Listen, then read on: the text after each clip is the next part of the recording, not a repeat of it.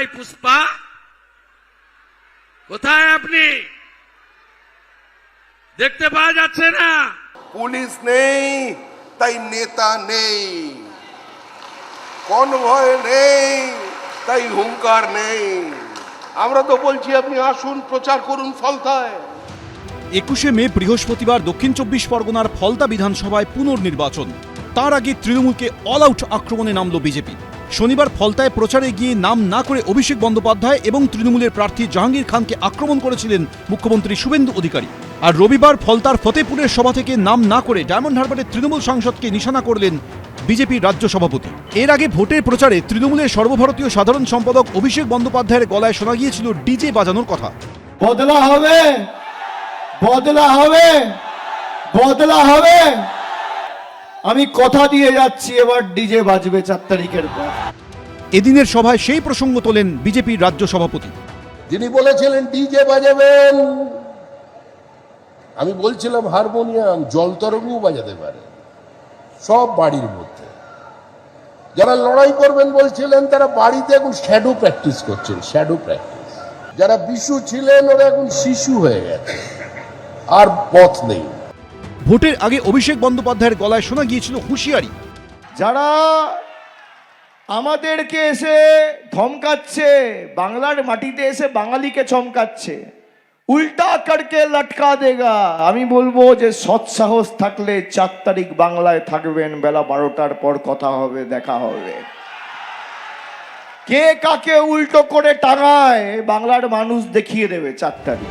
এদিন তা নিয়েও মুখ খোলেন শ্রমিক ভট্টাচার্য।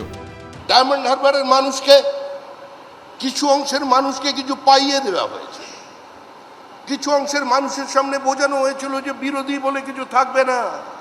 আমরা উত্তরাধিকারীকে বলছি, হয় সোমা ঘোষের আবহন স্বীকার করুন, উনি বরণ করবেন একদম লাল পাড় শাড়ি পরে, শাঁখ বাজিয়ে সাজিয়ে গুছিয়ে আমরা পৌঁছে দেব, আর না হলে গ্রিন করিডোর দিয়ে দমদমে পাঠিয়ে দিচ্ছি, যান অমিত শাহর বাড়িতে। ওনার দল এখন ক্ষমতায় এসছে, যেভাবেই হোক ক্ষমতায় এসছে।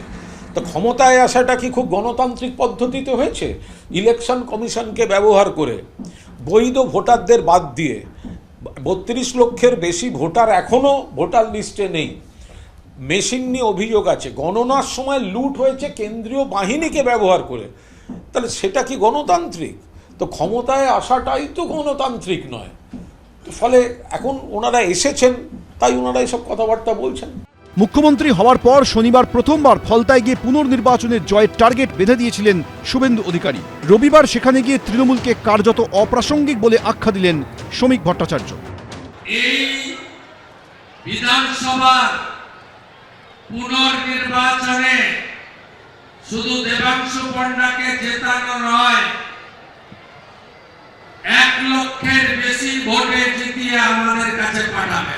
যে রক্ত মাখা অস্ত্র হাতে যত রক্ত আঁখি, শিশু পাঠ্য কাহিনীতে থাকে মুখ ঢাকি। আমাদের এই পথ দিয়ে যেতে গেলে তৃণমূল কংগ্রেস আগে আক্রমণ করতো, আক্রমণ। আজকে তৃণমূল কংগ্রেসের পতাকা নেই, তৃণমূল কংগ্রেসের ছবি নেই। 29শে এপ্রিল ভোট হয়েছিল দক্ষিণ 24 পরগনার ফলতায়। ব্যাপক কারচুপির অভিযোগে সেই ভোট পুরোপুরি বাতিল করে দিয়েছে নির্বাচন কমিশন। এই অবস্থায় বৃহস্পতিবার হবে পুনর্নির্বাচন। ফল বেরোবে 24শে মে। শিবাশিস মৌলিক, সত্যজিৎ বৈদ্য, এবিপি আনন্দ। এবিপি আনন্দ, এগিয়ে থাকে, এগিয়ে রাখে।